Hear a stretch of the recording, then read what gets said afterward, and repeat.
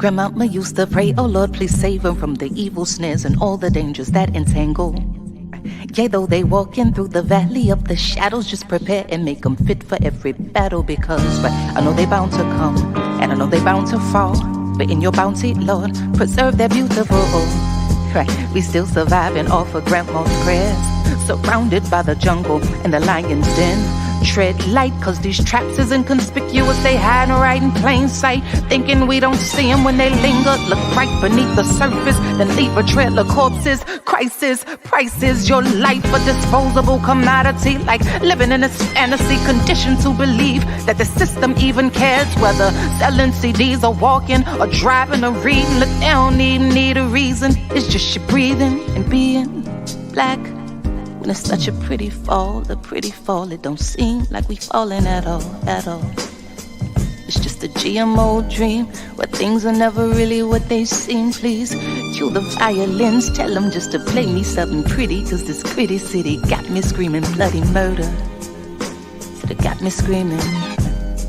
This gritty city got me on some. Look, get your hand up on my pocket. Distraction, so lazy they use the same tactics. Like condom with some trinkets, just don't let them get to thinking. That light bulb gets to blinking. You know niggas and ideas. Oh dear, my dear, you may not know me, but I know you very well. Foresight, they say hindsight is 2020. Well, tell me something, we gotta see that history is on repeat. And maybe it takes a beat and a melody to speak a little louder than the message in the clouds or the essence in the air. I swear, my God is just so clear that a system driven by fear can never give us nothing but more of the same things.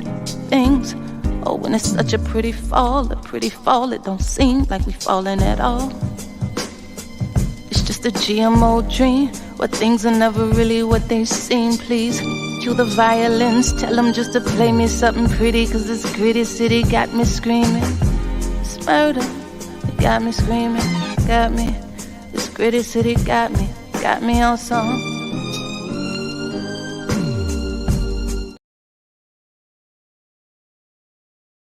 What's happening, good people? We are live and direct. It is Sunday. Beautiful day to be African. It's a beautiful day to be on the right side of the barricades. I'm here live, here with you on RSTV. We wanted to bring you something tonight so that you can ponder upon and rest with. We feel like these days when we talk about political prisoners, oftentimes folks are absent. You know, we talk about movement, we talk about revolution, we talk about justice, and in passing we might say free such and such or free this one or whatever the case is. Tonight I called on a couple of my good comrades to join me in the convo around the carceral system and the prison movement, particularly with political prisoners.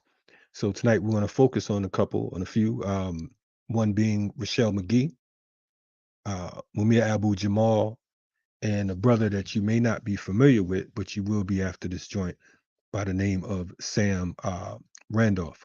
So tonight, joining me, we have Dr. Joy James. How you doing, Dr. James? I'm doing well. Good to see you. Good to see you as well.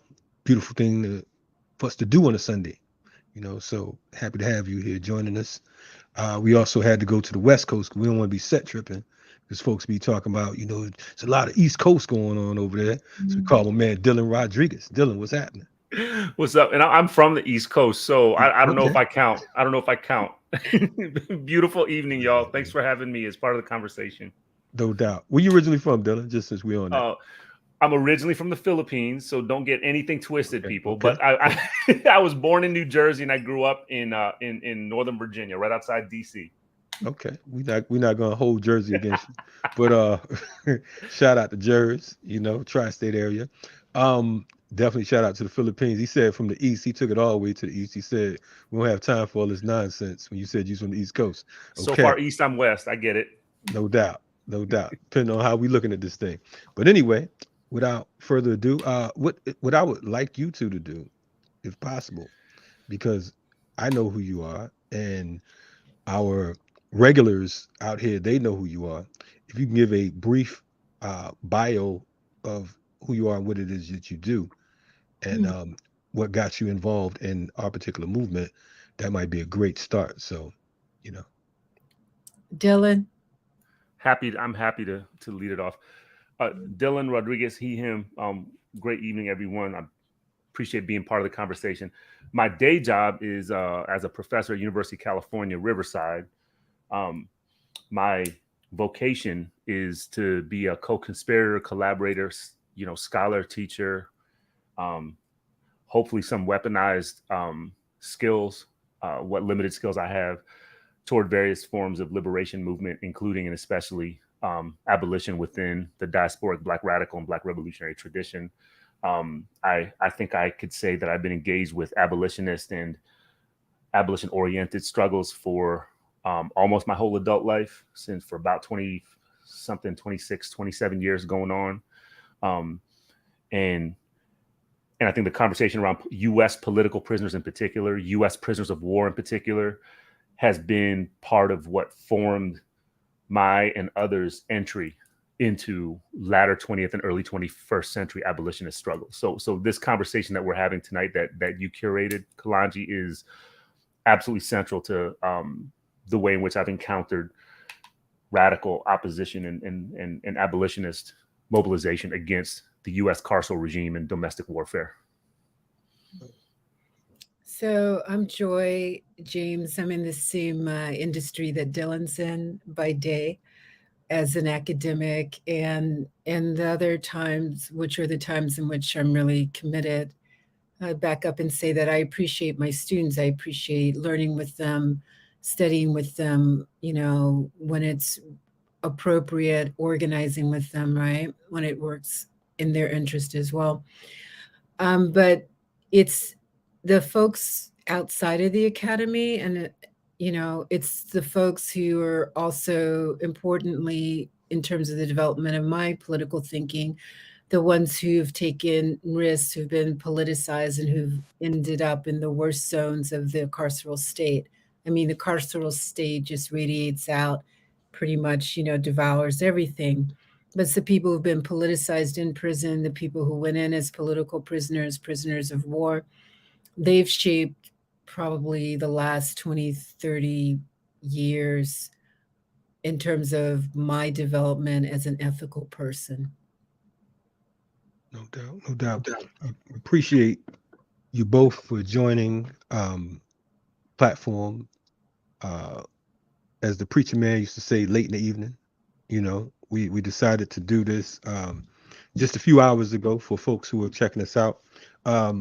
I would like to ask folks in the chat, our glorious chat, to make sure you share this, let folks know that we're on, because a lot of folks, even on our own platform, didn't know we were coming on. But this is going to be a convo that is absolutely necessary, and that I think that we all will value. I want to start with Dylan in asking, right now, you mentioned political prisoners, right? So if you don't mind, for folks, because I don't take for granted that, whenever we stand up in front of an audience, we use certain terms and terminology, and, people aren't aware of what it is we're talking about. So if you don't mind give us your definition of what a political prisoner is. Crucial question, crucial set of working definitions. Let me start by saying that I don't have my own personal definition. Any definition I offer is something that I synthesize from collective struggles to support those who we name and define as political prisoners and prisoners of war. So let me just say that out front.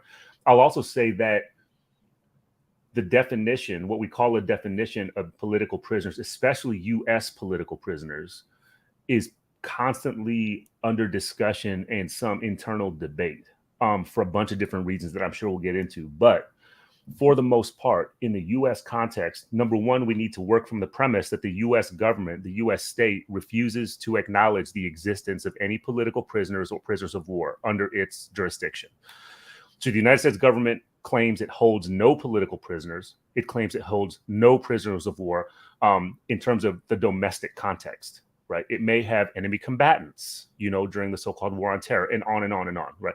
But in terms of the U.S. state's response to what we can, for now, respond to as liberation, anti-colonial, and freedom movements that happen within its own nation-state boundaries, the U.S. state claims that it holds no prisoners, that it holds no prisoners as a result of the repression of those movements.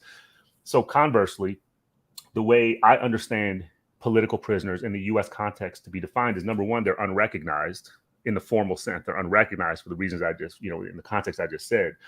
And number two, the primary reason for their policing, criminalization, and incarceration is their political activity, their political ideology, and their political their affiliation with political movements and organizations, right? So in other words, one could be a political prisoner simply thinking things, right? One can be a political prisoner for reading a fucking poem, right? Just as one can be a political prisoner because they take up arms in guerrilla self-defense, and for that matter, in aggressive action against an anti-Black genocidal and colonial state apparatus, whether it's within the domestic boundaries of the United States, Puerto Rico, or elsewhere.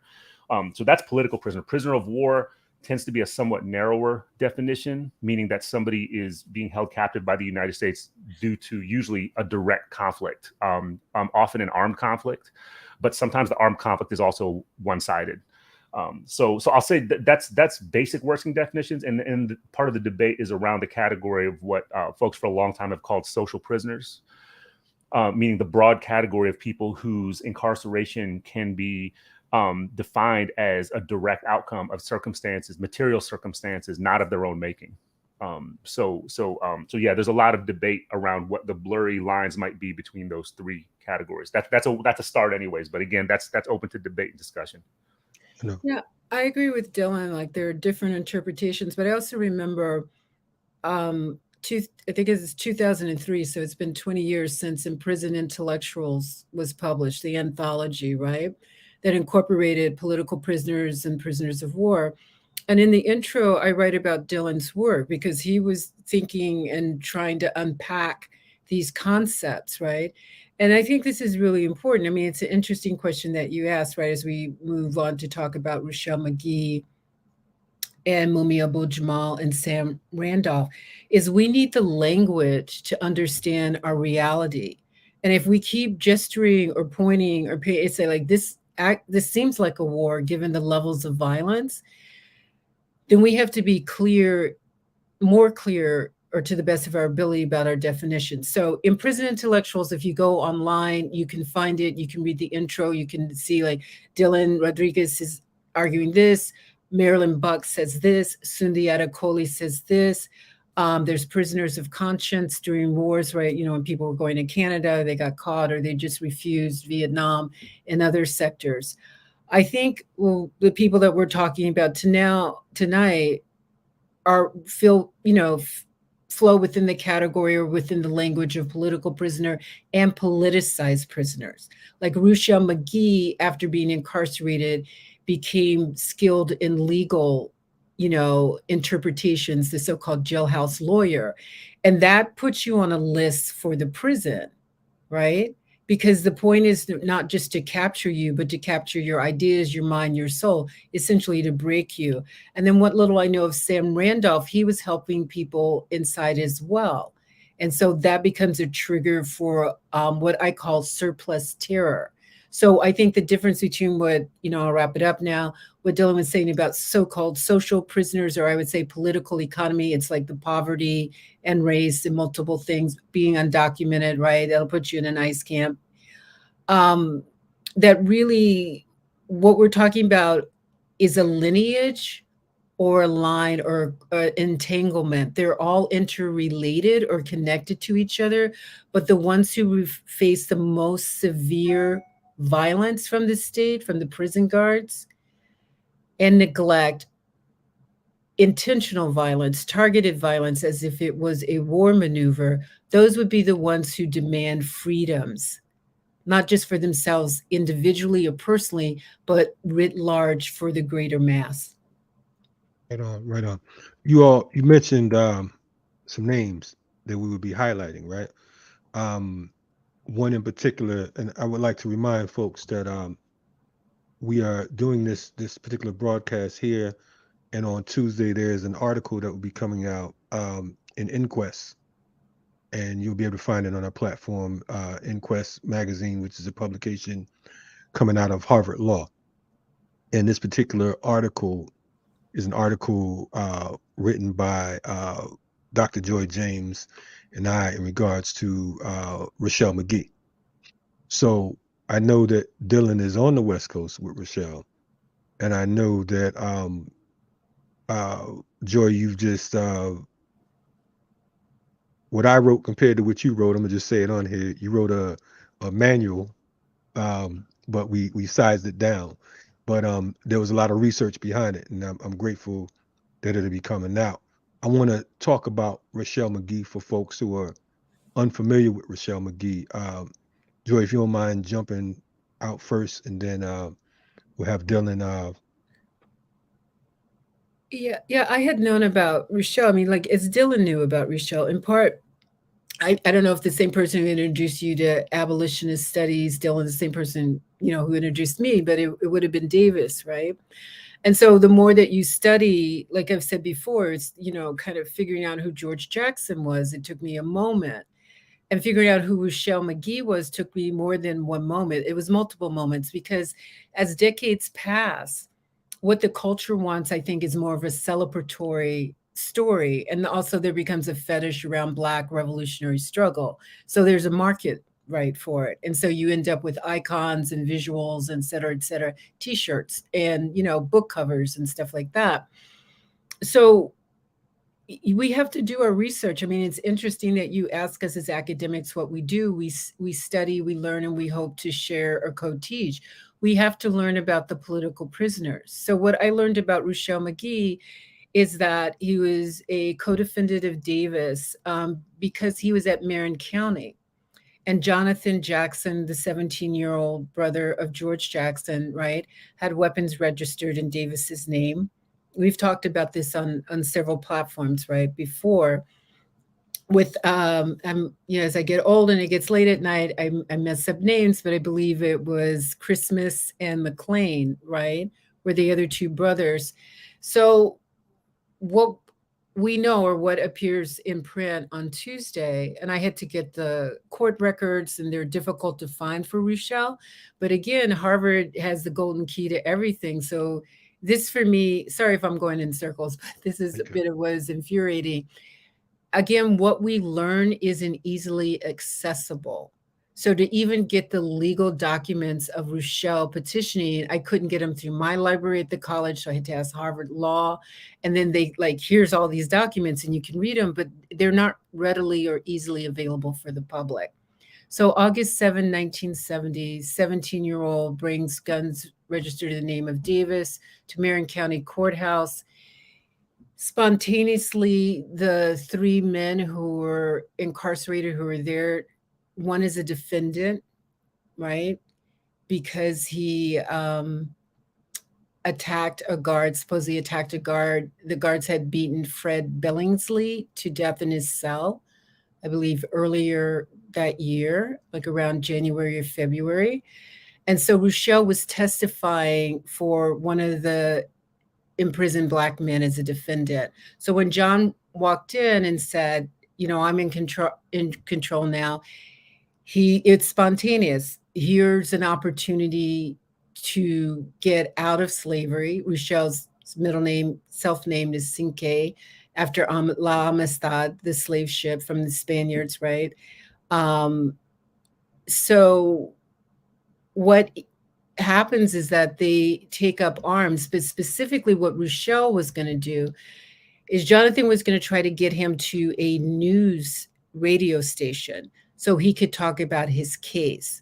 And so I don't want to talk too long, so I'm going to back up and say, when Ruchell was 16 years old, the same month and year that Emmett Till was murdered, and we know that Carol Bryant, who is the false accuser, and what's accused? Somebody whistled at you, so you murder a child. But anyway, Carol Bryant passed a couple of days ago. So she lived 68 years longer than Emmett Till, the 14-year-old. But that same month, August 1955, Ruchell was arrested for dating a white woman. I guess she was a couple years older. I think she's about 23 and married. It was Klan country. She's a white woman married to a white man. He's a 16-year-old Black teenager. He is convicted of, quote, attempted aggravated rape, that's in air quotes, and he's sentenced to hard labor in Angola, former plantation that's a prison, for 12 years. He does, I think, about 8. And then the court mandates that he has to leave the state of Louisiana. And so there's a lot about courts and judges, this kind of omnipotent power they have that I had no idea right until I started learning more. So he goes to California, Los Angeles. There's a dispute over $10 bag of weed. Ben Brown says that Ruchell is trying to kidnap him over not getting his weed or being shortchanged. The police come, they so brutally beat Ruchell that he's hospitalized for 3 days. Then when he goes to court, he is sentenced to aggravated kidnapping. And so his argument was he never kidnapped anybody. There was a dispute over pot. And as I said elsewhere, his 2 crimes were dating a white woman and smoking a joint, which is all legal today. I said, ironically, in some states, not all states, supposedly all states, but no, it's kind of sort of legal for Black men, but it won't mean the cops won't mess you up, right? And so he wanted to go to the news station to talk about his innocence and how he'd been railroaded by the courts. And actually, I'll end with this. His case is aligned with Davis because she, rather than speak to the police because she feared for her life, she went, I'm on a railroad. It's not the same as an underground, but she left the state. And when she's arrested, about 10 weeks later in October in Manhattan, she's brought back to California, and then Ruchell becomes her co-defendant. But for me, here's what's key, and I'll stop. Ruchell identified as a slave who was captured and had the right to rebel. Davis identified as a citizen and who had protections under the law. So they were both active in their own defense, but she had like 6 attorneys who had gone to prestigious law schools, and she had a lot of money because the Communist Party USA, Gloria Steinem, other people, she had these networks. Ruchell did not. And so she severed so she could get bail, so she could proceed, her attorneys could proceed, and she could be exonerated. Ruchell was also exonerated in a trial the following year in 1973. But Davis's attorney entered her verdict, which was acquittal, into the court records. Ruchell, as an impoverished Black man who was a rebel and named himself as Sinke, after a liberator who took over a slave ship and then went before the U.S. Supreme Court and was able to go back to his continent.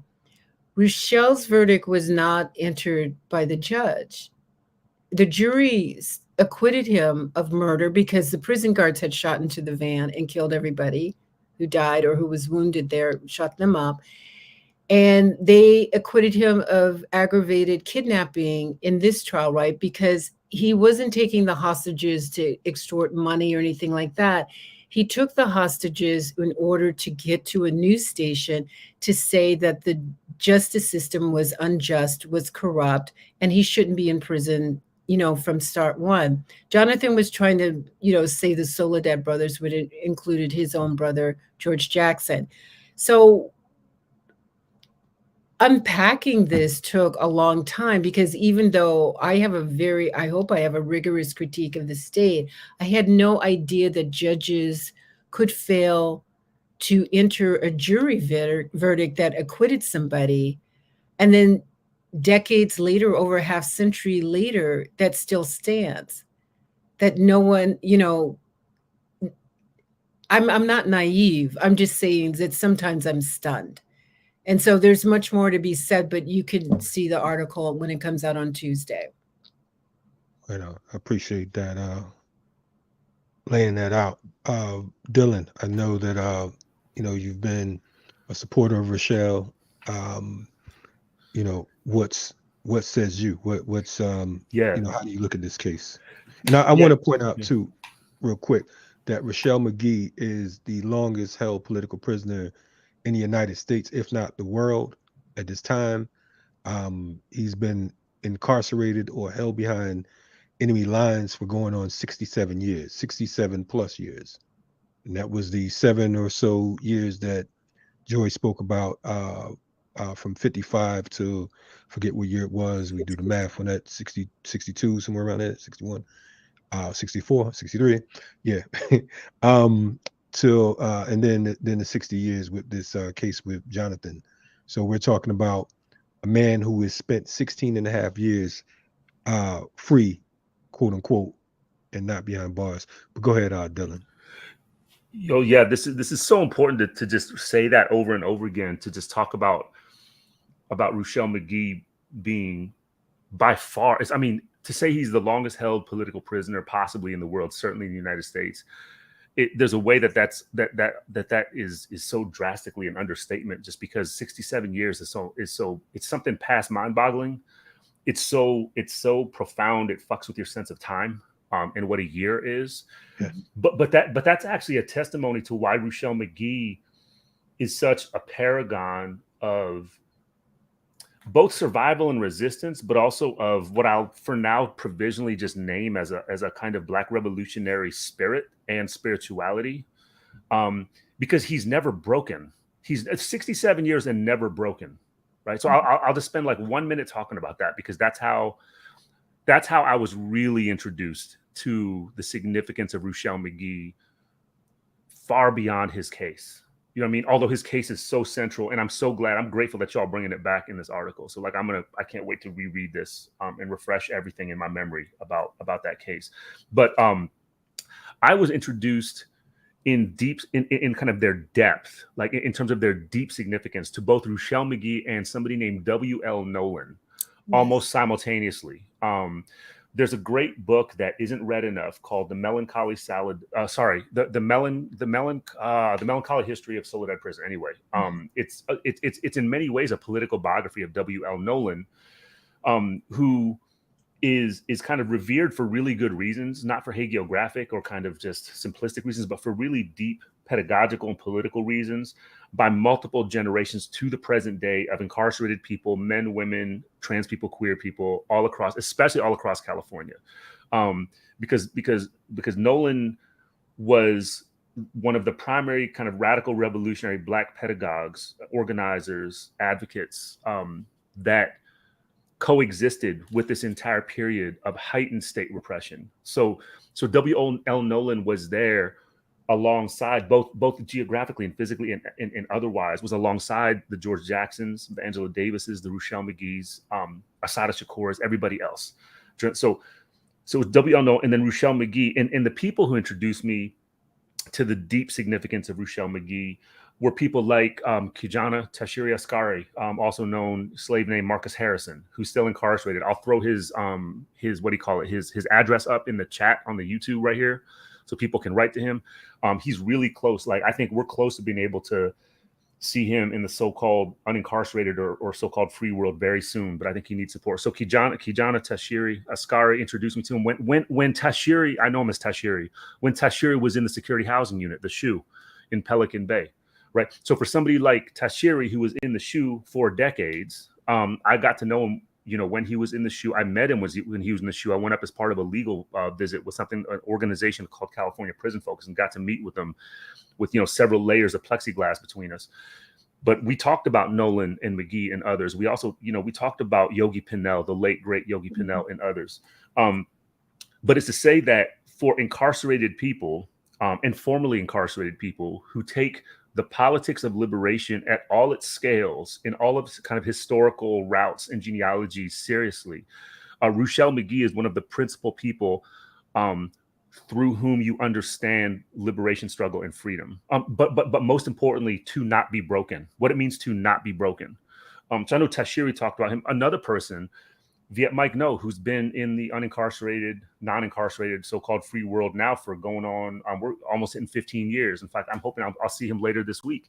A Vietnamese American guy, grew up in San Jose, was incarcerated at San Quentin, came to be politicized, radicalized, and turned into, all kind of form of artist, activist, poet, organizer, in large part through being in proximity to Ruchell Magee and his influence. And then third and perhaps most important, like, with all due respect to Tashiri and Mike, the late great Marshall Eddie Conway, who passed a couple months ago, right? Marshall Eddie was, I've had the privilege of meeting Eddie around 2003, 2004, when he was incarcerated in Maryland, former Black Panther. For a long time, Eddie and Ruchell Magee were tied together in every kind of historical account of U.S. political prisoners, because Eddie, for a long time, was the second longest held U.S. political prisoner. So it was Ruchell and Eddie. And then Eddie, I know, talked about Ruchell's work and legacy all the time in his work, right? Eddie leaves this long legacy. He leaves a long track record of organizing among Maryland State prisoners, especially Black prisoners, in terms of education programs and so forth. So the Ruchell Magee impact, it's deep in California, but it's like it cuts to Maryland and Baltimore and everywhere, because he signifies back much more than just the depth and seriousness of asymmetrical anti-Black U.S. domestic war, but also what it means to not be broken after 67 years going. Right. I want to because we do have a guest that'll be joining us momentarily, and then we're going to speak to our guest, and then we'll speak to we'll talk about Mumia Abu-Jamal. But I want to ask the two of you, if you don't mind, why you feel that because Dylan just talked about how you mentioned a gang of people. Let me just start with that. And for folks who don't know W.L. Nolan, you cannot talk about George Jackson and not talk about W.L. Nolan. W.L. Nolan was George Jackson's comrade, co-founder of the BGF. You know what I'm saying? One of the first folks to be assassinated in regards to Black August. W.L. Nolan, Alvin Jugs Miller, and Cleveland Edwards, who were, all 21 and 23 years old, was murdered on the yard of Soledad, and they were murdered by the state. They were shot by this marksman Opie Miller, and we'll talk more about W.L. Nolan. But W.L. Nolan was a serious cat, boxing wise, hand wise, and that's one thing about these freedom fighters. They weren't chumps. And then you mentioned folks like Hugo Yogi Pinnell, Rising Power Yogi Pinnell, who actually transitioned during Black August a few years ago. But I wanted to ask you, because I want to ask the two of you, with so much influence, when you talk about a Ruchell Magee, why do you feel, with the co-defendants he had and with the case that he's most popularly known for, why is it that the majority of the world, seeing that he's the longest held political prisoner in the United States and possibly the world, why is it that you think that the world doesn't know about Ruchell Magee? Why is his name seems like it's just a an extra in a movie? Why is that? Why do you guys feel that? Why do you feel that? I think it goes back to what I was saying earlier about the dichotomy between the slave and the citizen. And actually, months ago, there was a conference at Yale on imagination and incarceration. And so I kind of raised the question of, it's a certain kind of audience, right? Do we have a preference when it comes to the incarcerated? And I think we do, because I think our preferences, maybe it's not always clear to us, are heavily shaped by the media and the culture, which is shaped by liberalism and imperialism, And so what they want this democracy to be known for is citizenry, like civic virtue, obeying the laws, et cetera, et cetera. But if you have an enslaved population, then no, the democracy is a Trojan horse. It's not a gift that you should take, right? because inside the horse is embedded a war zone, and you're to be the casualty. It's just going to be a surprise attack, you know, in the middle of the night, in the middle of the day. I mean, it's a 24-hour wrap. So I think we avoid political prisoners who have agency, who have imagination. I mean, Nolan was writing legal petitions just like Ruchell was writing them. So it's not even about being a guerrilla in terms of a kind of militaristic on the ground. It's about being an intellectual. It's understanding the law and using the law against a predatory state. I think we want to be citizens, or we're told to be citizens. And so people obey that mandate, and then they can't cope with the slave. So then they disappear them, especially the slave is a rebel. If you've been enslaved, you have the right. This is Ruchell's argument for, as you said, over 60 years. If you've been held captive, this was, you know, the argument of the Africans on Amistad when they took over the ship and they threw some people overboard, right? Others survived.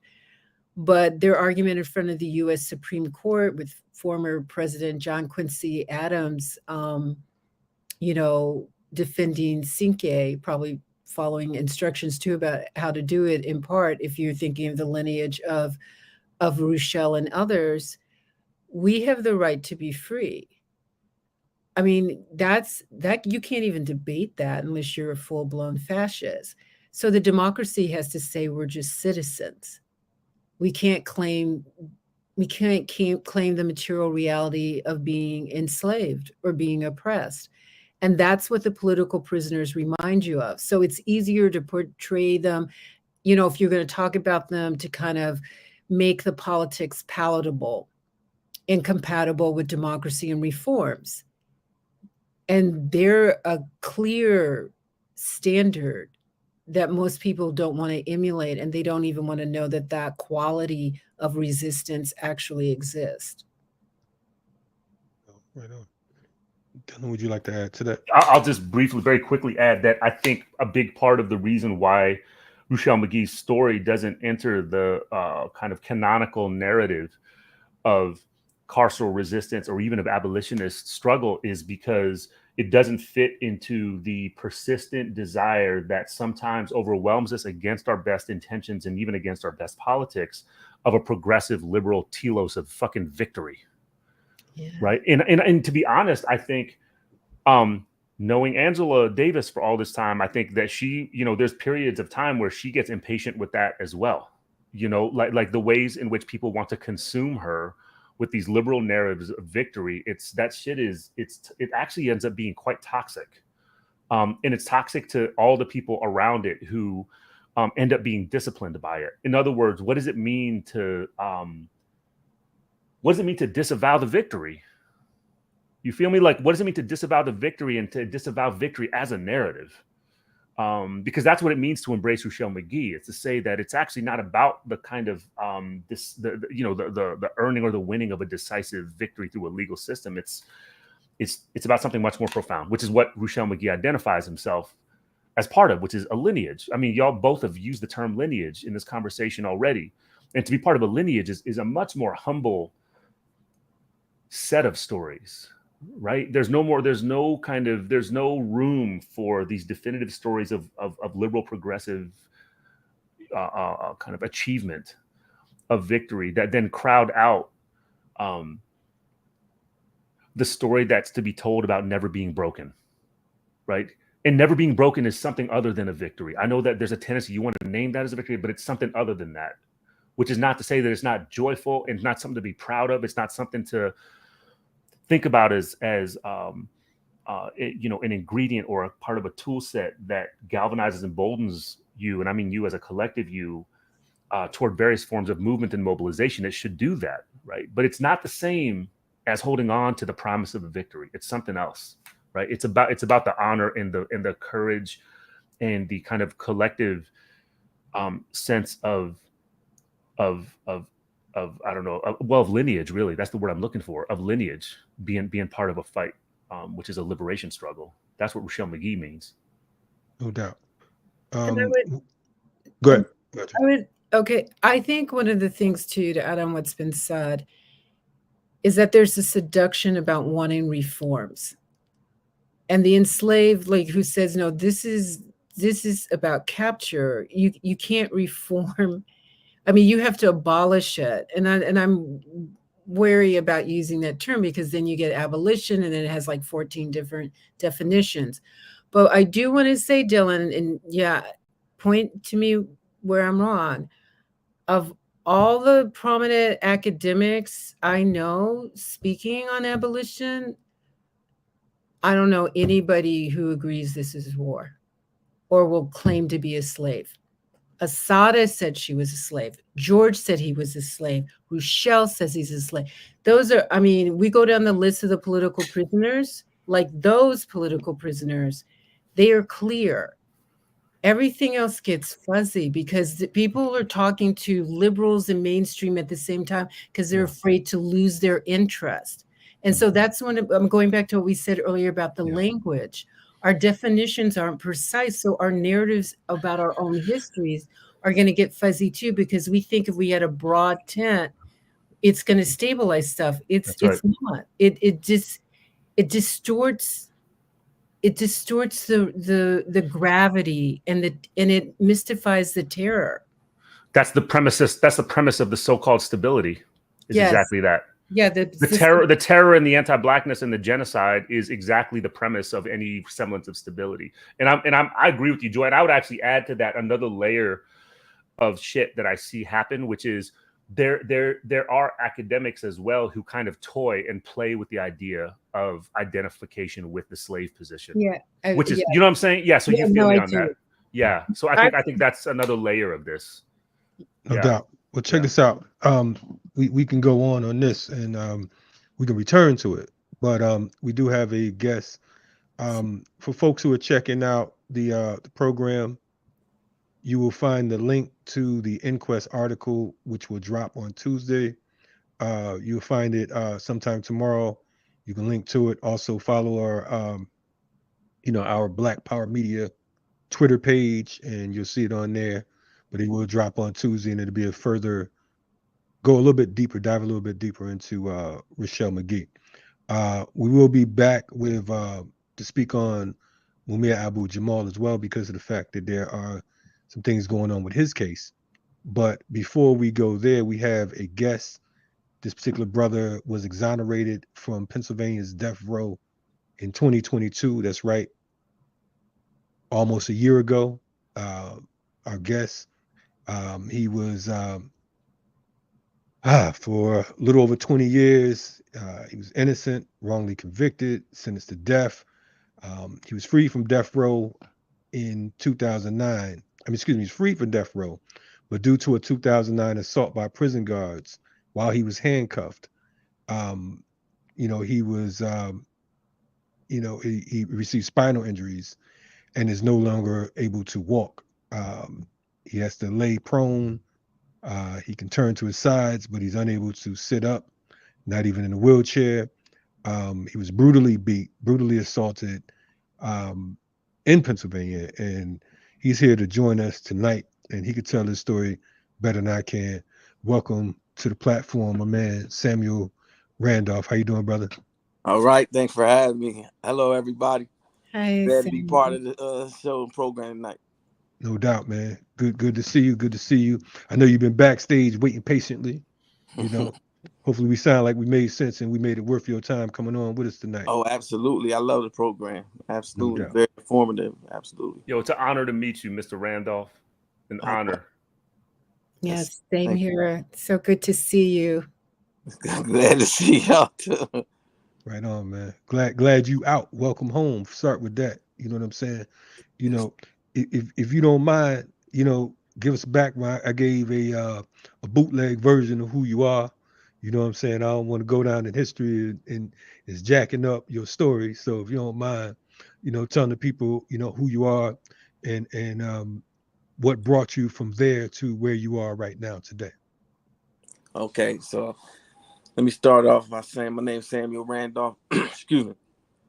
So it all began in 2001. I was falsely accused, falsely arrested, and of course wrongfully and convicted.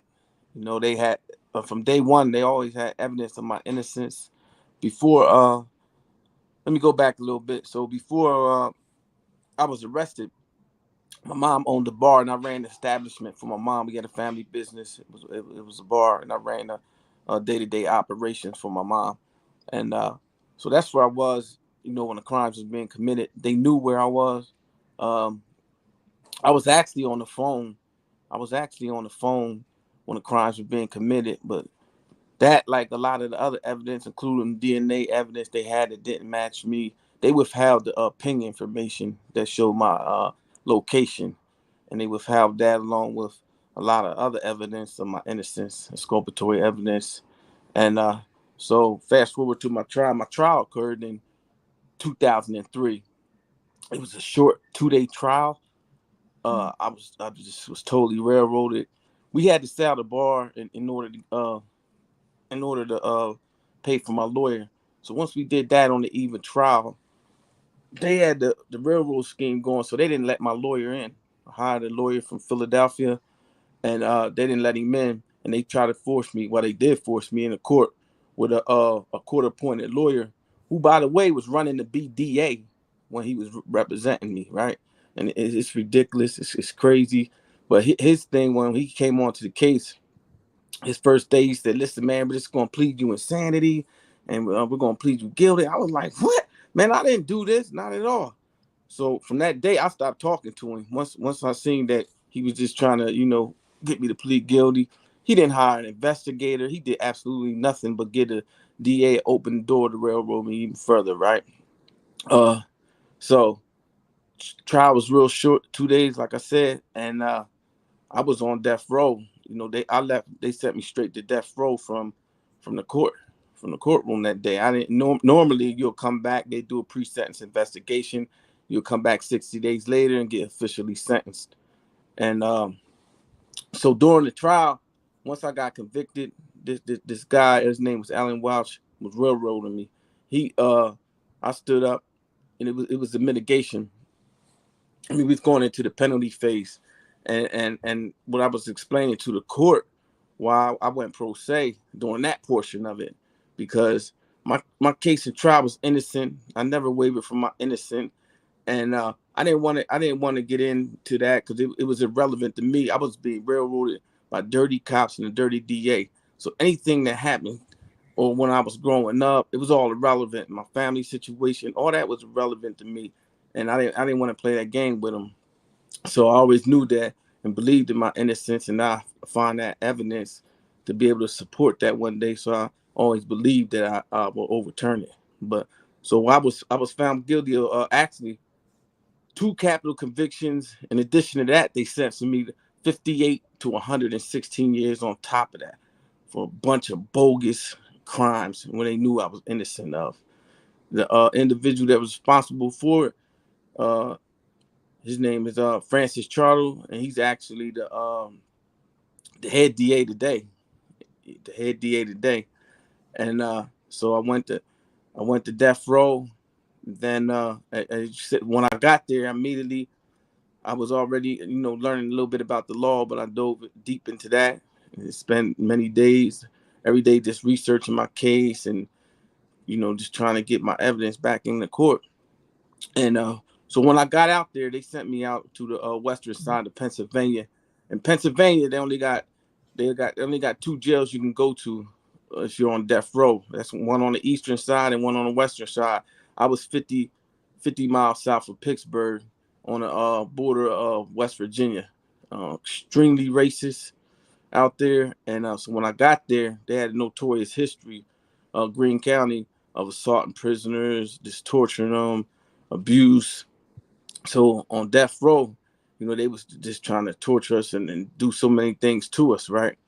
And I was one of the guys that would fight back all the time. I filed grievances for myself and other individuals as well. So that's how I became a target. They put a target on my back because I was one of the ones that always filed that grievances, and then I learned how to do lawsuits and stuff. So, and you say May 18th, 2009, they concocted a scheme and plan to assault me on my way to the yard. I was handcuffed behind my back. And so when we went through a little hallway, 3 officers attacked me while I was handcuffed behind my back and defenseless. They picked me up. When they picked me up and slammed me to the ground, 2 of those individuals fell on my spine. I didn't walk from that day.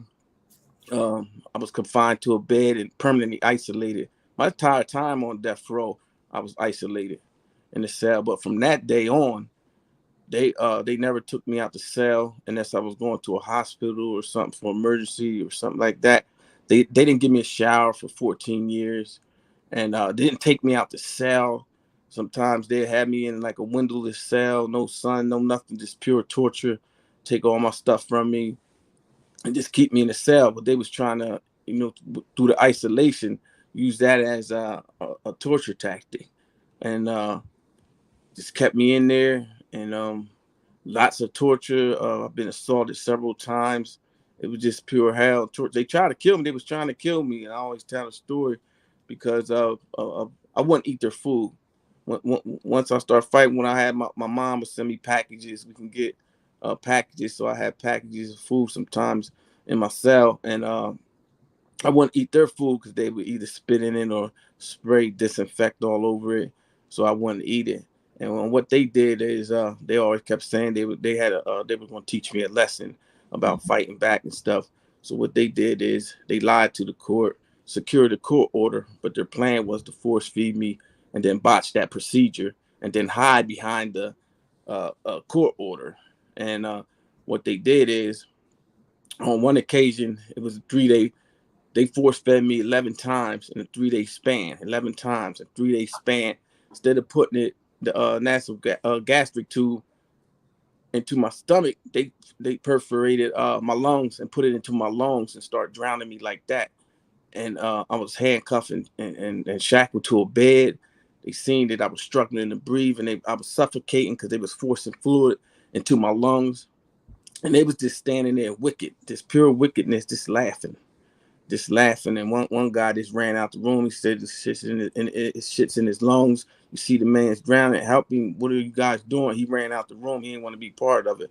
Whole thing is captured on video, but that's just one of the many incidents there that they was trying to just torture and just break me, And they would then transfer me to the other side of the state, but it was one entity, of course, of Pennsylvania.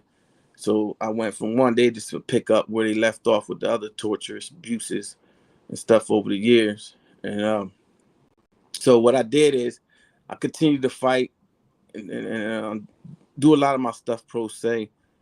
And but what really helped me was when the appeal process. It's a long, tedious journey, and so I went back. I had to go back for my PCRA post conviction, back in front of the same judge that helped to railroad me.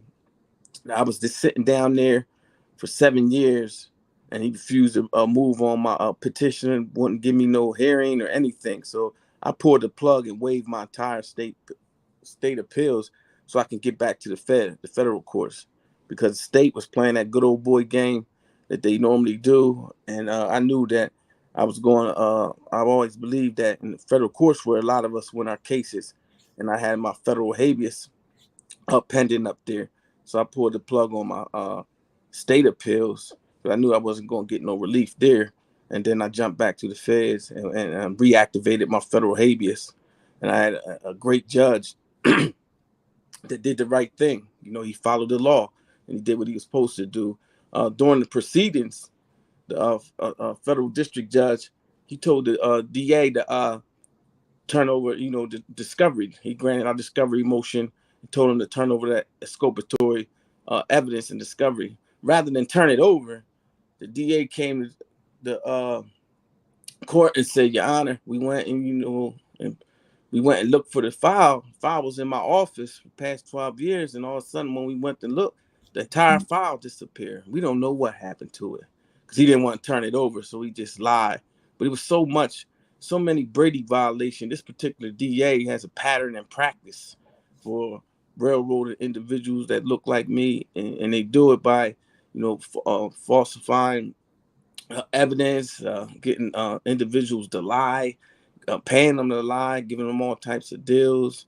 and in this particular DA. So the judge knew that he was lying, but he ultimately did the right thing in granting that federal habeas, which led to my freedom. But one let me just add this. Once he overturned the DA, then at the time I had 20 years in. So he said, well, look, we got a great deal for you. You got 20 in, we'll give you 20 to 40. And we'll drop all that them other years that you got on there if you tap out and agree to plea out. So of course I denied it. I rejected it. And then I told him, establish my innocence. And speaking about my innocence, I would never plead guilty to nothing. And so he said, well, if you for third degree, you can go on the record, speak about your innocence. We do an Alford plea, which is essentially a no contest plea, but for all intents and purposes, still a guilty plea, right? And so I rejected that. And then he came back a week later and said, all right, look, you got 2 death penalties. You got this 58 to 116 years. We'll give you, if you agree to plead guilty, we'll give you a 10 to 20. You got 20 years in. You will max out. Why won't you take that? And then, again, I rejected it, stating my innocent claim, which I never wavered from. And said, so then he came back again and said, look, we'll drop the 58 years. We'll drop one of those counts of murder. All you got to do is plead guilty third degree to a single count of murder for 10 years, and you're done, right? And then I rejected that again. So this DA was so malicious and vicious. He said, all right, well, if you don't want to take a guilty plea, I'll just appeal it and keep you in jail. And even though he knew full well that I was innocent, but just to be malicious like that, and he was so worried about me filing a lawsuit, and so he appealed it to the Third Circuit Court of Appeals, which they quickly rejected his appeals. And then he came back with the same type of pleas again. I rejected him. Then he said, okay, I'll just keep you in jail then. And I'll take your case up to the United States Supreme Court on a writ of cert and just keep you in jail. He was trying to force me to plead, guilty, but I refused. I like I told him, I won't care if you offer me one day. I'm not pleading guilty to nothing. I'm innocent. And you knew I was innocent. And there's just no way that I would ever plead guilty. So he tried it. He took his case to D.C., but they slammed the door on him. They didn't even let him in because they knew once they got the record up there and they seen it, they ain't even entertained it. So after that, once they slammed the door and they ain't let him in on that writ of cert, he dropped all charges and I got the full exoneration, and that occurred on April 7th last year. So we're literally a little over a year since you've been out. Yes, sir. Yeah. In a few weeks. And man, let me tell you something, man. I'm sitting here and we're listening to this whole story, and all types of emotions are going through, right? The first one is being mad as hell. The second one being even madder.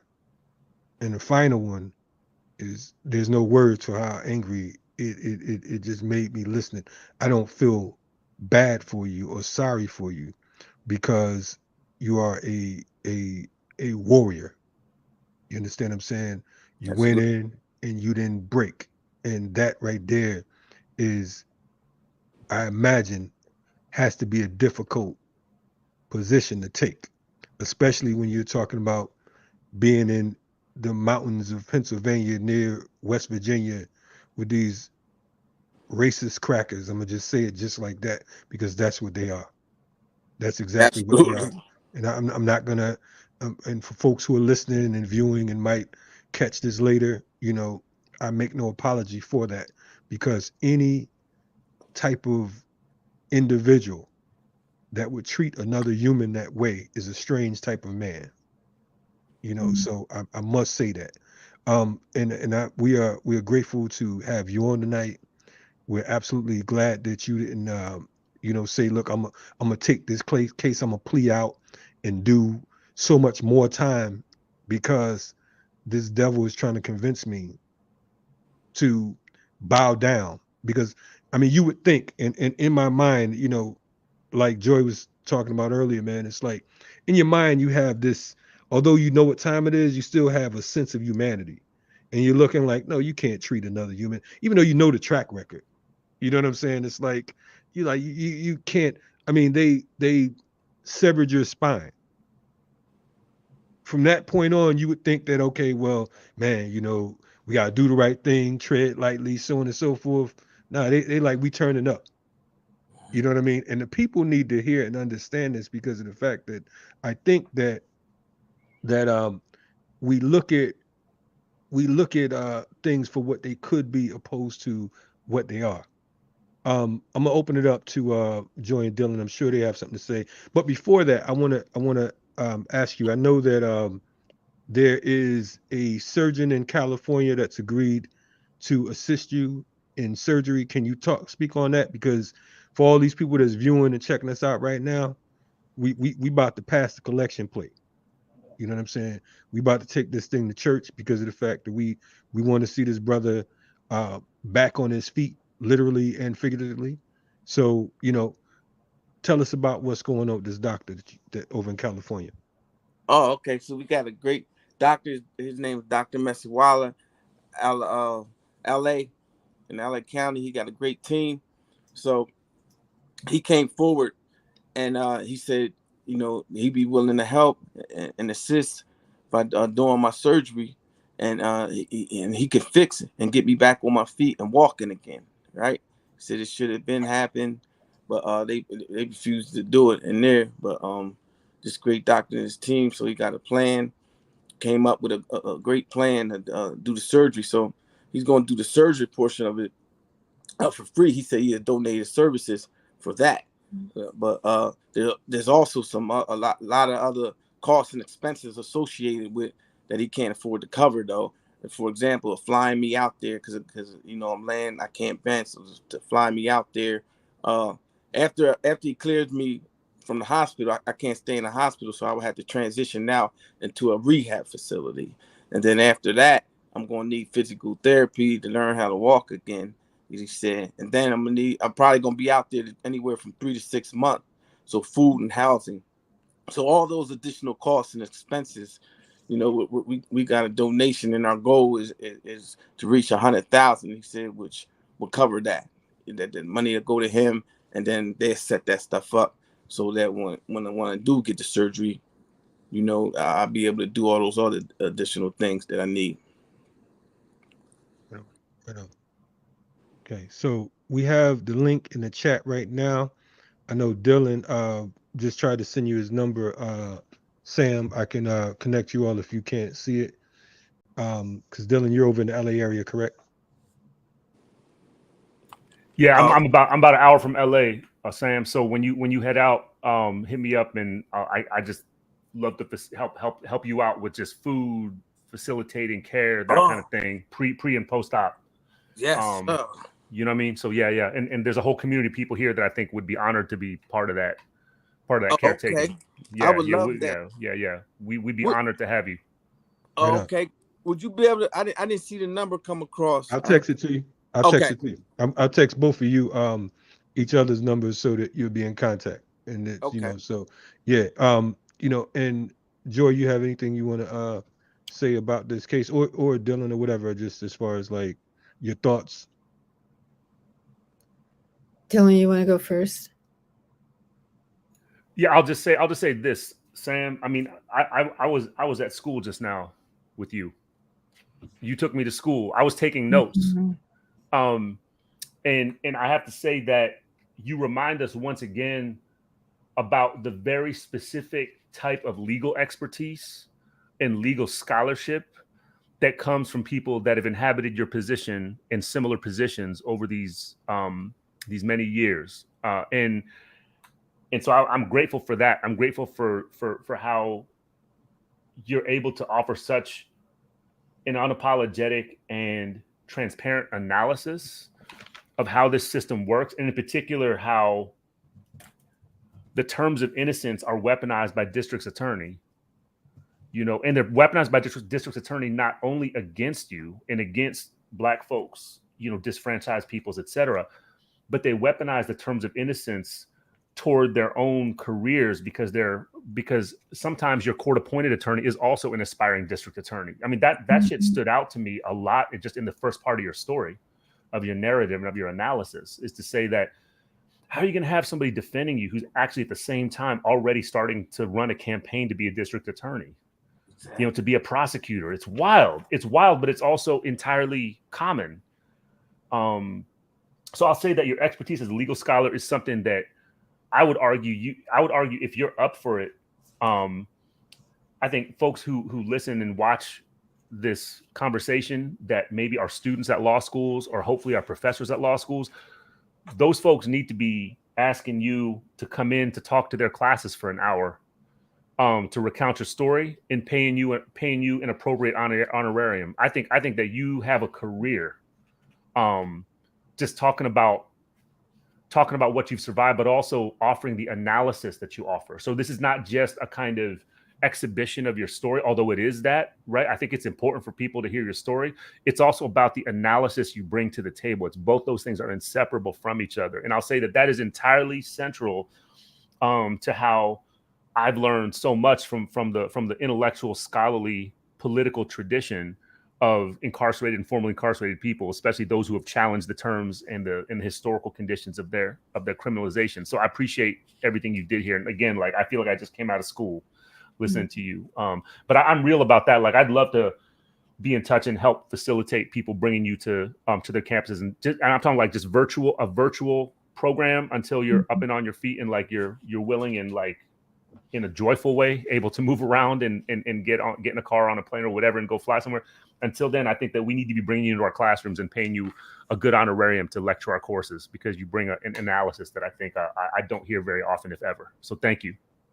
Thank you. I would just, let me say, I would love to do that. I would love to partner with you and many others, right? And do that exact thing. I would love and enjoy doing that. Absolutely. We go ahead, Joy. I'm sorry. No, I was going to say, I'm echoing what everybody's saying.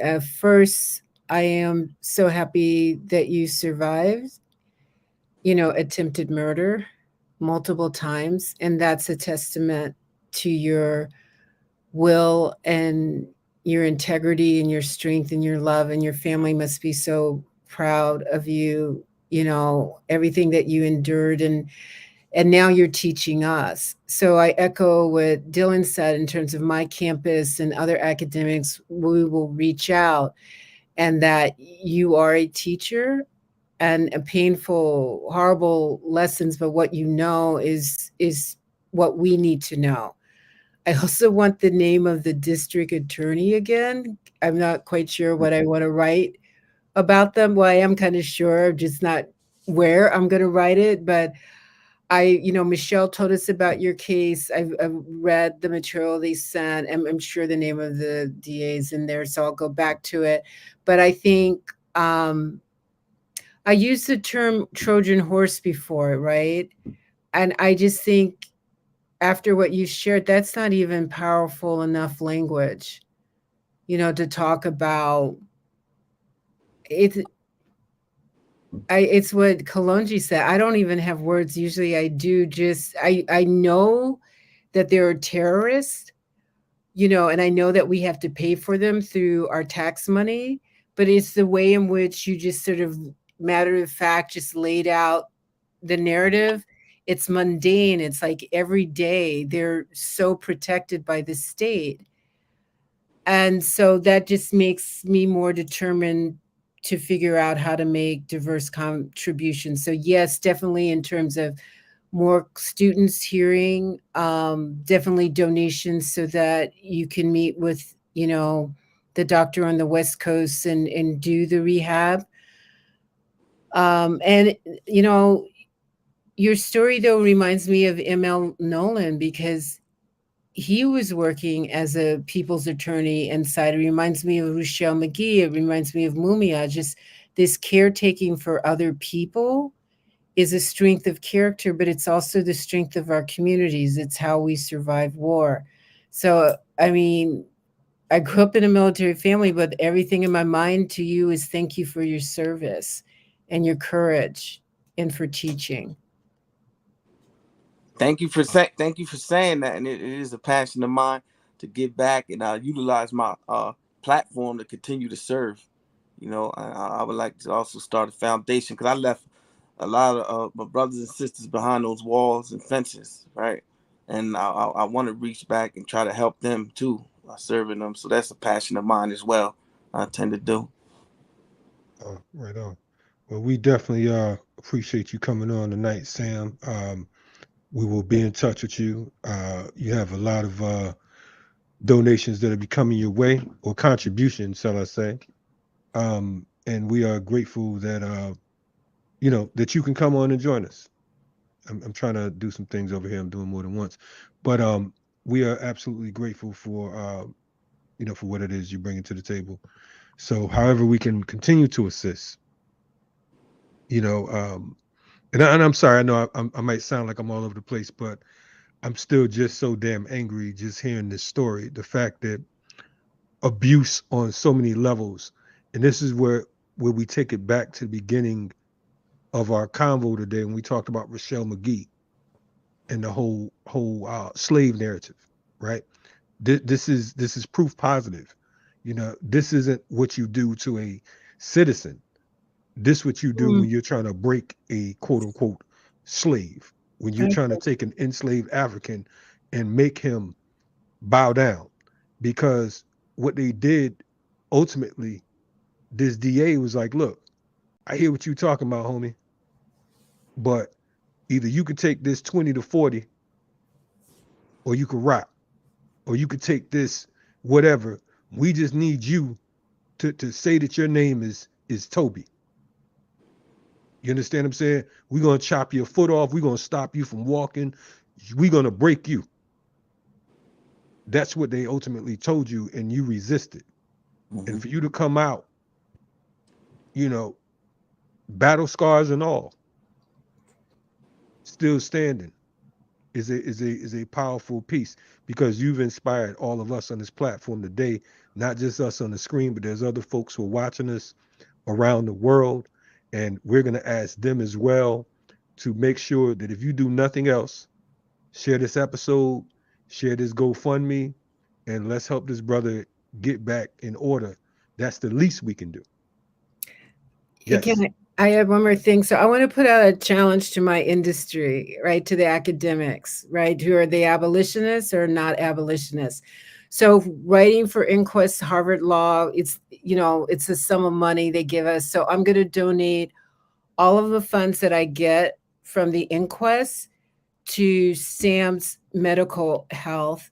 And also the next, honorary or whatever that's coming up for speaking on abolition and prison reform. This is a good time, especially academics, because we have health insurance and we got stable salaries.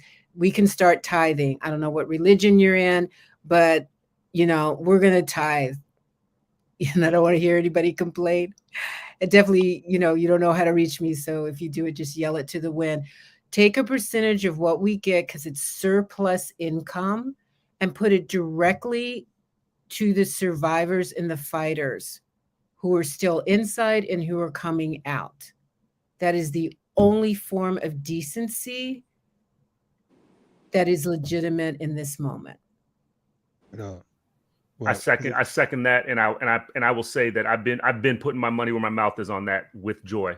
I've been doing that for years. Specific organizations and people, and I ask that others consider doing the same, embracing that, and maybe more than tithe, depending on how big your honorarium and how big your regular salary is. Right. Well, I don't get any honorariums, but I'll put my money and my soul on it. How about that?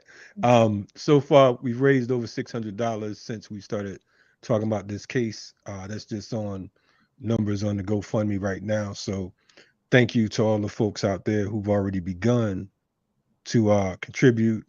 And for those who haven't, if you can share the link, if you don't have it, we're not gonna browbeat you.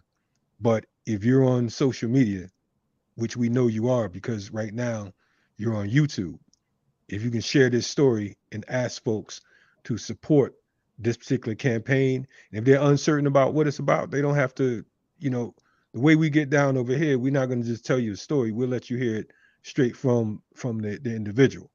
So that way, and the monies, the resources going directly to that account. It's not, we're going to hold on to it and we're going to send it. It's not that type of party. So make sure, if you can do nothing else, we see there's 93 people that are watching this live right now.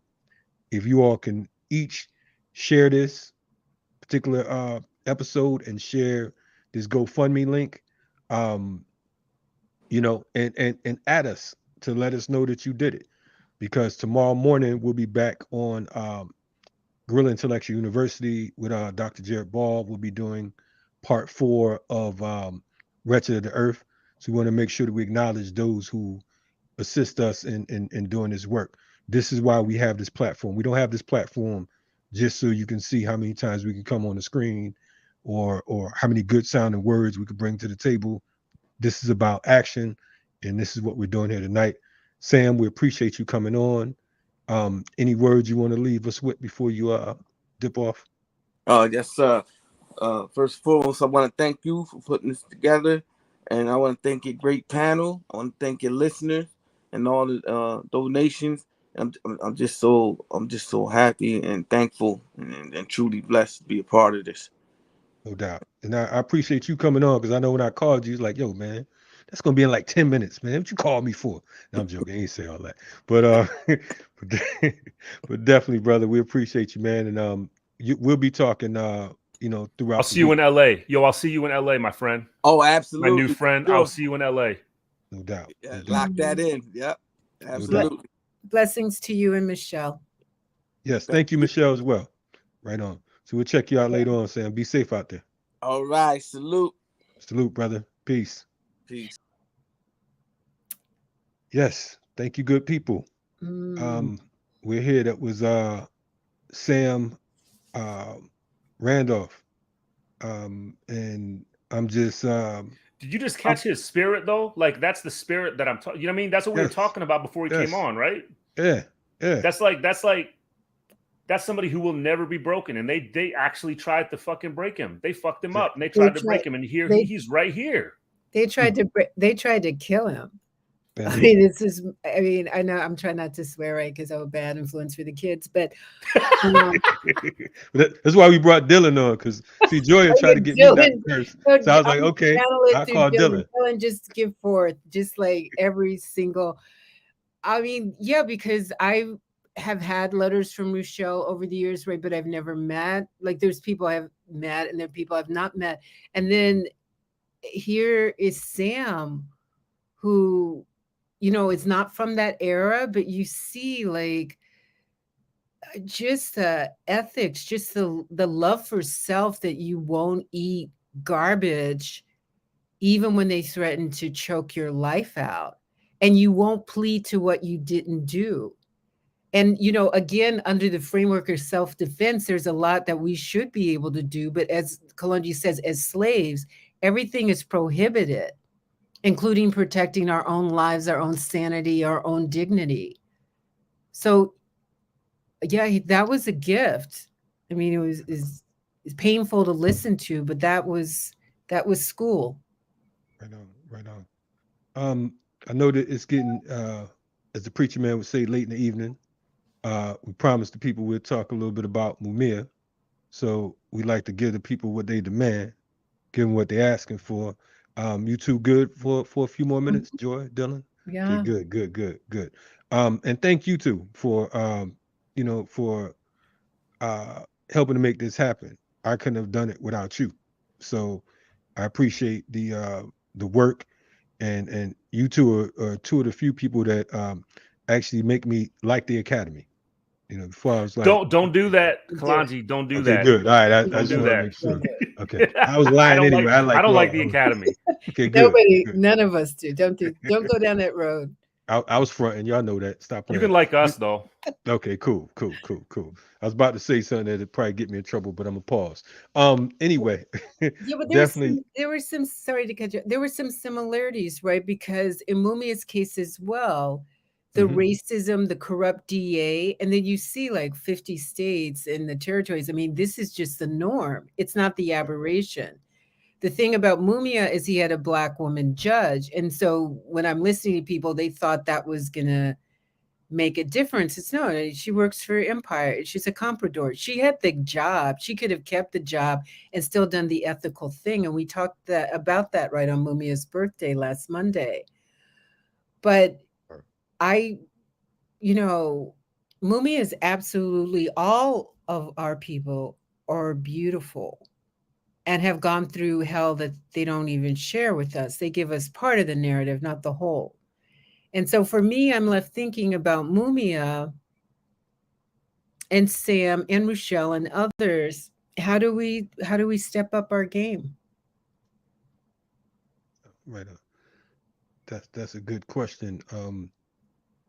Dylan, would you like to hop on that? And I want to say too, to the two of you, we were on here some months ago about Kevin. Mm-hmm. You know what I mean? And we sat and we listened to Kevin, and then all of a sudden they stole his life. Tonight, we don't accept any easy victories, as Nkrumah would talk about. But at the same time, we count a Sam Randolph as a victory because he's still here. So you could be scarred and still breathing. You know what I mean? And still inspire the masses. So thank you all for what it is you offering him.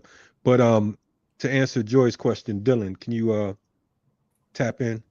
Yeah. I mean, I think the best I can do is to raise the same question and put some brackets around the limitations of what a lot of the activist, academic, university, nonprofit, industrial complex, and even grassroots organizing world tends to do really well, which is to mobilize around crisis moments, particularly in a legal case like Mumia Abu Jamal's, right? And this is what I've seen over 20 plus years of knowing about his case and supporting him, is there's always been strong mobilizations when something horrible is about to happen or is happening, right? Whether it's because they've named, they're about to announce a new execution date at one point, right? Or if Mumia is extremely sick, or something else, then folks are, they'll mobilize. So the question, I think, is how to shift the terms of the mobilization so it's protracted and it's sustained, and it understands the condition that Mumia is in as intolerable. It is intolerable, right? And this echoes what both of you have been saying in different ways throughout the last, hour, 20 minutes.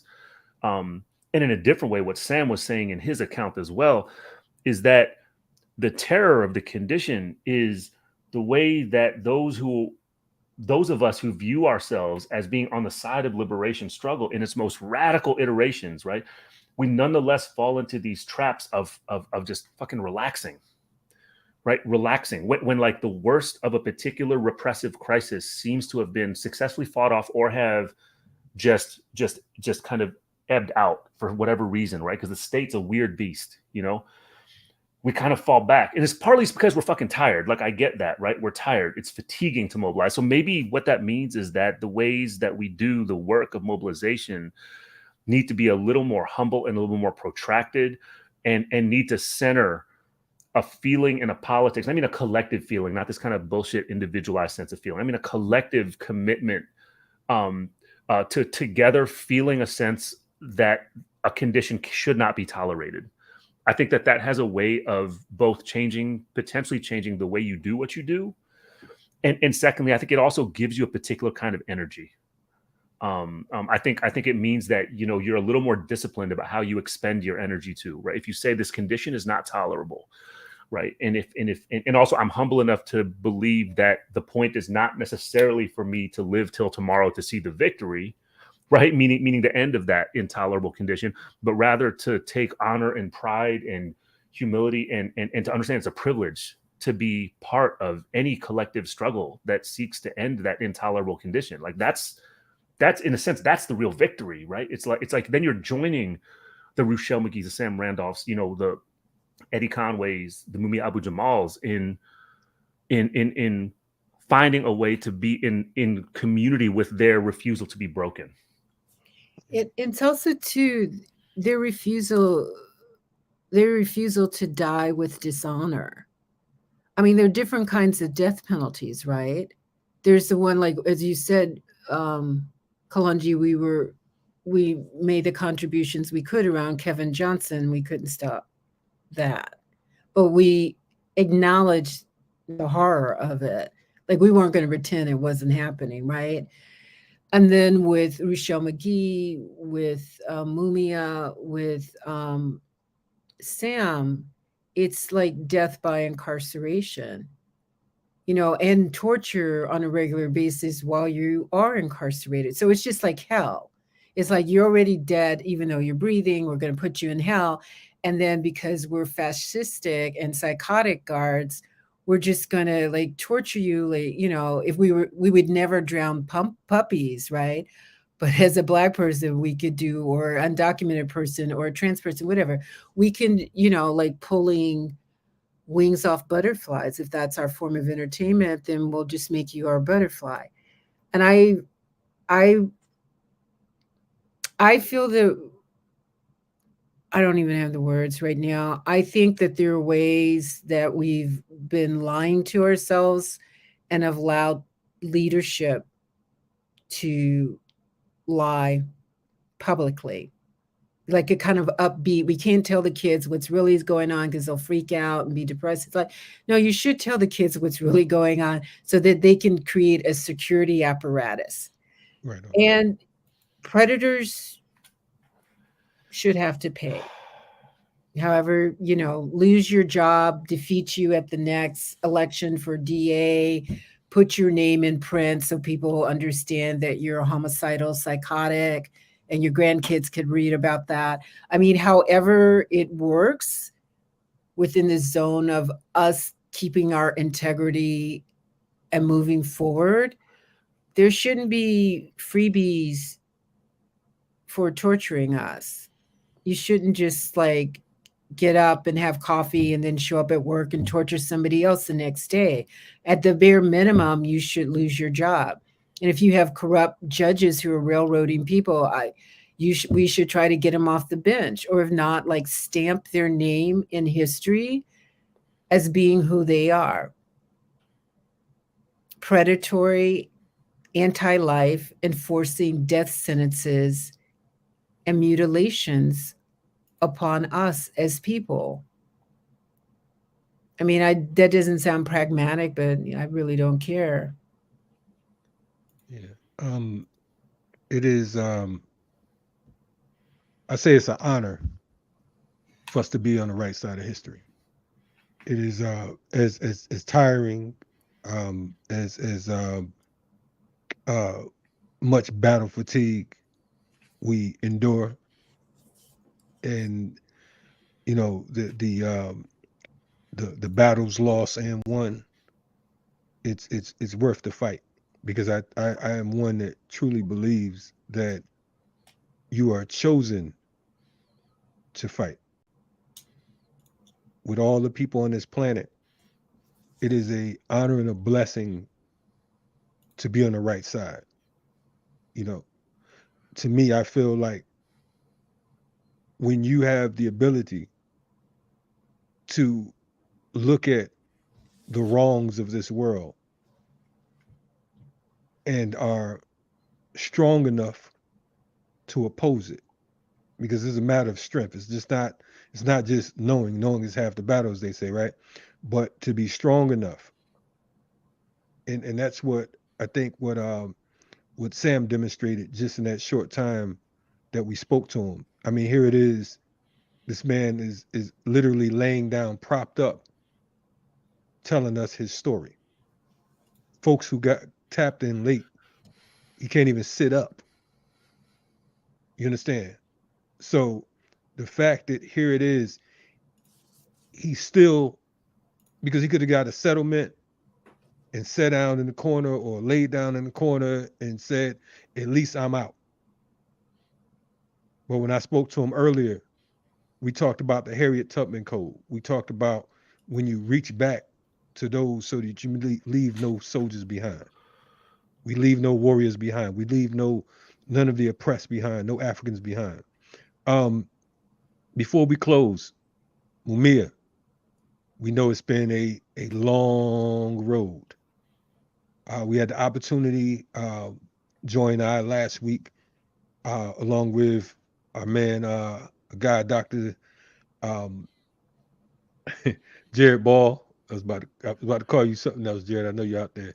But along with my man Jared, we had the opportunity to put together a tribute for Mumia's 69th birthday, which included everyone from Noah Hanrahan to Johanna Fernandez, Judge Wendell, Judge Wendell, Lynn Washington, Julia Wright. Washington, Julia Wright. Thank you, Joy. Keep it coming because my brain is numb. But a whole lot of good people joined us to honor Mumia, including Mumia himself. To us, Yeah. Go ahead. Yes, no. I think it's not over with Mumia. I mean, I'm not an attorney. I don't know how this stuff works, but there's always a way. I mean, Jalil Alamin, Leonard Peltier. I mean, there's always a way. As you say, we fight. And so we continue to fight, and they know that that is an expression of our love and our devotion. No doubt. And we see if the spirits ride with us, they ride with us, and things happen. And I'll just reveal to y'all that I had the privilege of meeting Mumia for the first time in person in the fall, and a couple things stood out. And this will be the way I think about him for the foreseeable future. One is that I was surprised to know that he's a huge tennis fan. So we spent a bunch of time talking about the Williams sisters, talking about kind of the pugilism of the one-on-one battle. Let's say this is with there's a small group of us, three university employed scholars, professor types, and him, and we were just talking about his intellectual work and his scholarship, and then we started talking about tennis. So it struck me there's something about his love of that particular game, that particular sport, that's a kind of parable for, I think, how he deals with this apparatus and this system. So I found that to be really interesting. The second thing I'll say is that with all of the gloom and doom about his health, I think around a year prior to my visiting him, I think Mumia Abu-Jamal is going to live to be 150 fucking years old. The way I saw him there, and like the way we were talking, and the way that he was not ready to go when the visit ended. We were there for several hours, and he was not ready to see us go. And the way that he was joking with us, and we had the honor of having one of our pictures get banned by the guards there because one of my colleagues held their fist up like this, which I guess is a gang sign. Yeah, right.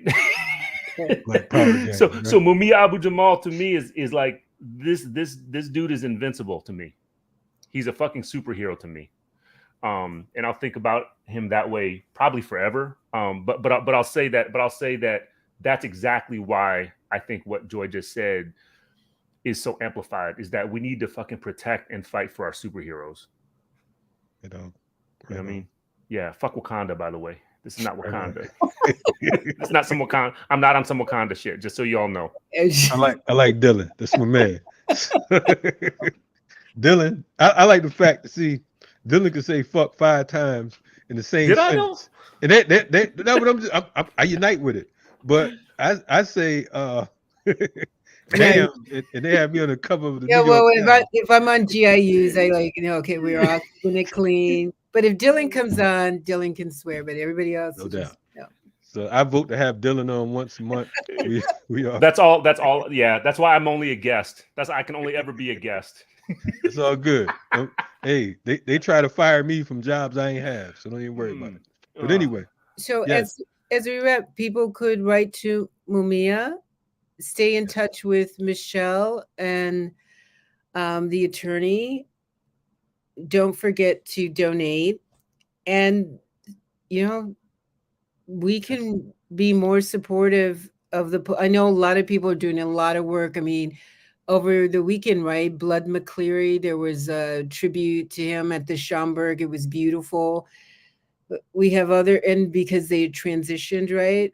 So before people transition, we do what we can. And in spirit, they're always with us. But for those who are still here, they're the priority, of course. No doubt, no doubt. Hey, it's getting late in the evening. Mm. Some of us got to get up and do GIU in the morning. Others got to teach classes all over the place. trying to escape the wrath. Jed's not gonna want to hear that Joy didn't make it. Noah Kalonji didn't make it because we was hanging out with Dylan. But I appreciate you all to the viewers out here checking us out tonight. We appreciate you all contributing. We appreciate the tweets, the retweets, the posts, and the support itself. Dylan, my man, even though it's like still daylight hours over where you at, we appreciate you coming on and riding shotgun. Yeah, I love you both, and I love all y'all that are out there watching this. I've been paying attention to the chat here and there too, so I just really appreciate being part of this community. So yeah, I love both of you. So the chat must have been well behaved tonight because usually. Oh no, not at all. Most time, okay. Most time people say. I didn't even notice. But when you're on the East Coast, Dylan, Northeast, let me know. Southeast, I will. You'll Absolutely. tell Kalonji. Absolutely. Yeah, I'll be up there a lot more in the coming year, I think. Okay. Sounds good. Joy, thank you again as well. For folks who are checking us out, make sure that on Tuesday, again, the article in Inquest will be out. We will include it in the link of this particular video, and they will include this video link in their paper, their publication, I think. And we're gonna sign out, and you can catch us early in the morning. We'll be dealing with I was about to say Wakanda. We're gonna be dealing with Wretched of the Earth, Friends for None, Chapter 4, 8 a.m. EST tomorrow. So stay with us, and you all be safe. Have a good night, Dylan and Joy, and we'll see you in the whirlwind. Good night, y'all. Night, y'all. RSTV, we out. Good night. Peace.